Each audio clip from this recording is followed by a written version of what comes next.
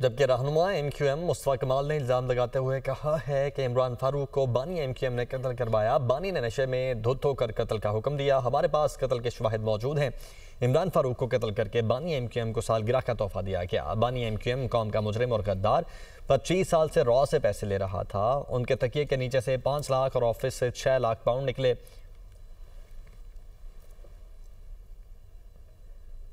इमरान फारूक को अल्ताफ हुसैन ने मारा है,